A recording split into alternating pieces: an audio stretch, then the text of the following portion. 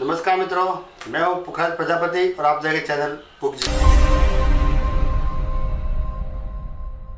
आज हम लेकर आए हैं महाराणा प्रताप की वीर गाथा। महाराणा उदय सिंह के निधन के पश्चात मेवाड़ के समस्त सरदारों ने एकत्र होकर महाराणा प्रताप सिंह को राजगद्दी पर बिठाया, राजगद्दी पर आसीन किया।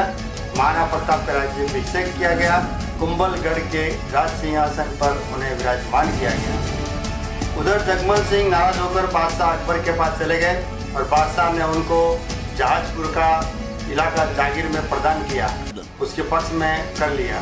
उसके पश्चात बादशाह ने जगमल सिंह को सिरोही राज्य का आधा राज्य प्रदान कर दिया और इस कारण जगमल सिंह के सिरोही के राजा सुल्तान देवड़ा से दुश्मनी उत्पन्न हो गई और अंत में ईस्वी सन 1583 में युद्ध में जगमल सिंह काम आ गए। जिस समय महाराणा प्रताप सिंह ने मेवाड़ की राजगद्दी संभाली, उस समय राजपूताना साम्राज्य बेहद नाजुक समय से गुजर रहा था।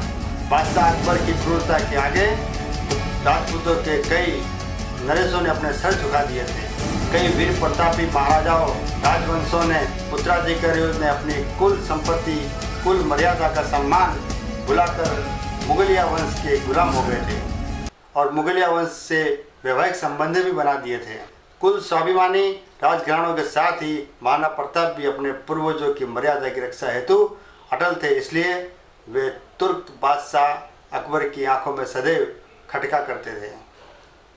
महाराणा प्रताप जिस घोड़े पर बैठते थे वह घोड़ा दुनिया का सर्वश्रेष्ठ घोड़ों में से एक था। महाराणा प्रताप तब 72 किलो का कवच पहनकर 81 किलो का भाला हाथ में रखते थे। भाला और कवच सहित तलवार, ढाल सब मिलाकर कुल 208 किलो उठाकर वे युद्ध लड़ने जाते थे। सोचिए उनकी उस समय शक्ति क्या होगी।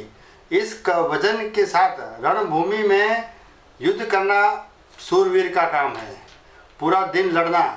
और उसके बाद यह सवाल उठता है हम सबके मन में कि वे इतने शक्तिशाली थे तो अकबर की सेना से वे 2 बार पराजित क्यों हुए। इस देश में जितने भी देशभक्त राजा हुए उनके खिलाफ अपना ही कोई जरूर रहा है। जयचंदों के कारण देशभक्तों को नुकसान उठाना पड़ा है। अकबर चाहता था कि महाराणा प्रताप अन्य राजाओं की तरह उसके कदमों में झुक जाए। महाराणा प्रताप ने भी अकबर की अधीनता को स्वीकार नहीं किया। अजमेर को अपना केंद्र बनाकर अकबर ने प्रताप के विरुद्ध सैनिक अभियान शुरू कर दिया। महाराणा प्रताप ने कई वर्षों तक मुगलों के सम्राट अकबर की सेना के साथ संघर्ष किया। मेवाड़ की धरती को मुगलों के आतंक से बचाने के लिए महाराणा प्रताप वीर और शौर्य का परिचय दिया। प्रताप की वीरता ऐसी थी कि उनके दुश्मन भी उनके युद्ध कौशल के कायल थे। उदारता ऐसी कि मुगलों की पकड़ी गई बेगमों को वे सम्मानपूर्वक उन्हें वापस भेज देते थे। और इस योद्धा ने साधन सामग्री सीमित होने के बावजूद भी कभी भी गुलामी नहीं स्वीकारी और उन्होंने जंगल में रहकर कंदमूल खाकर भी युद्ध किया, लेकिन कभी पराधीन नहीं हुए।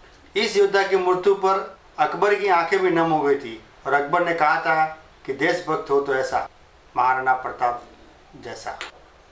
अकबर ने कहा था कि इस संसार में सभी नाशवान है, राज्य और धन किसी भी समय नष्ट हो सकता है, परंतु महान व्यक्तियों की ख्याति कभी नष्ट नहीं होती, देशभक्तों की वीरता कभी नष्ट नहीं होती। और पुत्रों ने धन और भूमि को छोड़ दिया परंतु उसने कभी अपना सिर नहीं झुकाया। हिंद के राजाओं में वही एकमात्र ऐसा राजा है जिसने अपनी जाति के गौरव को बनाए रखा है। मेवाड़ पर आक्रमण। अपने विशाल मुगलिया सेना, बेमिसाल बारूद खाने, युद्ध और नवीन पद्धतियों के जानकारों से युक्त सलाहकारों, गुप्तचरों की लंबी फेहरिस्त, कूटनीति के उपरांत भी जब तुर्क बादशाह अकबर समस्त प्रयासों के बाद भी महाराणा प्रताप को झुकाने में सफल नहीं रहा तो उसने आमेर के महाराजा भगवान दास के भतीजे कुंवर मान सिंह, जिसकी बुआ जोधाबाई अकबर जैसे विदेशी से ब्याही गई थी, को विशाल सेना के साथ डूंगरपुर और उदयपुर के शासकों को स्वाधीनता स्वीकार करने के हेतु विवश करने के लिए उनके वहां भेजा। मान सिंह की सेना के समक्ष डूंगरपुर राज्य अधिक प्रतिरोध नहीं कर सका। इसके बाद कुंवर मान सिंह महाराणा प्रताप को समझाने हेतु उदयपुर पहुंचा। मान सिंह ने उन्हें अकबर की अधीनता स्वीकार करने के लिए सलाह दी, लेकिन महाराणा प्रताप ने उनकी अधीनता नहीं स्वीकारी और उसके बदले उन्होंने युद्ध करने की घोषणा कर दी। इस घोषणा से मान सिंह बौखलाए और मान सिंह खाली हाथ लौट गए। मान सिंह के खाली हाथ लौटने का अकबर ने उसे अपनी हार माना और उसे हार मानते हुए अपनी विशाल मुगलिया सेना को मान सिंह और आसफ खां के नेतृत्व में मेवाड़ पर आक्रमण करने के लिए भेज दिया। और आखिरकार 30 मई ईस्वी सन 1576 बुधवार के दिन प्रातःकाल हल्दी घाटी के मैदान में विशाल मुगलिया सेना और रणबांकुरी मेवाड़ सेना के साथ भयंकर युद्ध छिड़ गया। मुगलों की विशाल सेना टिड्डी दल की तरह मेवाड़ की भूमि की ओर उमड़ पड़ी। उसमें मुगल, राजपूत, पठान योद्धाओं के साथ साथ जबरदस्त तोपखाने और अकबर के प्रसिद्ध सेनापति महावत खां, आसफ खां, महाराजा मान सिंह के साथ शाहजादा सलीम, जहांगीर भी उस मुगल वाहिनी का संचालन कर रहे थे, जिसकी संख्या इतिहासकार 80,000 से 1 लाख तक बताते हैं। इस युद्ध में महाराणा प्रताप ने अपनी अभूतपूर्व वीरता और साहस से मुगल सेना के दांत खट्टे कर दिए और अकबर के सैनिकों को मौत के घाट उतार दिया। विकट परिस्थिति में झाला सरदारों के एक वीर पुरुष ने उनका मुकुट और छत्र अपने सिर पर धारण कर लिया। मुगलों ने ही उसे प्रताप समझ लिया और उसके पीछे दौड़ पड़े। इस प्रकार उन्होंने राणा को युद्ध क्षेत्र से निकल जाने का एक अवसर प्रदान किया और इस असफलता के कारण अकबर को बहुत गुस्सा आया था। विक्रम संवत 1633 में शिकार के बहाने इस क्षेत्र में अकबर दाखिल हो गया और अपने सैन्य बल सहित अचानक ही महाराणा प्रताप पर हमला कर दिया।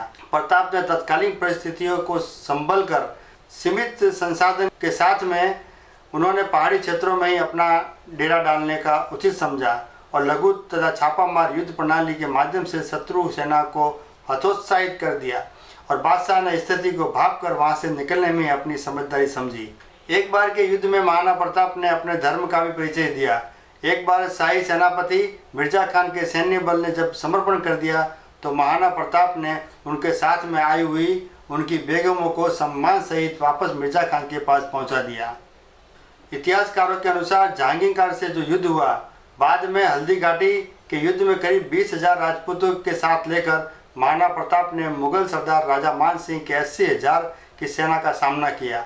इसमें अकबर ने अपने पुत्र सलीम, जो जहांगीर भी कहलाता है, को युद्ध के लिए भेजा था। जहांगीर को भी मुंह की खानी पड़ी और वह भी युद्ध मैदान छोड़कर भाग गया। बाद में सलीम ने अपनी सेना को साथ लेकर युद्ध मैदान में चला गया, जहां फिर महाराणा प्रताप पर आक्रमण किया। इस बार यह युद्ध बहुत ही भयंकर हुआ और इस युद्ध में महाराणा प्रताप का प्रिय घोड़ा चेतक घायल हो गया था। राजपूतों ने बहादुरी के साथ मुगलों का मुकाबला किया, परंतु मैदानी तोपों और बंदूकधारियों से सुसज्ज शत्रुओं की विशाल सेना के सामने समूचा पराक्रम निष्फल रहा। युद्ध भूमि पर उपस्थित 22,000 राजपूतों सैनिकों के साथ युद्ध लड़ा और उसमें से 8,000 सैनिक जीवित सैनिक ही बच पाए। युद्ध भूमि से किसी प्रकार बचकर निकल गए। महाराणा प्रताप को जंगल में आश्रय लेना पड़ा।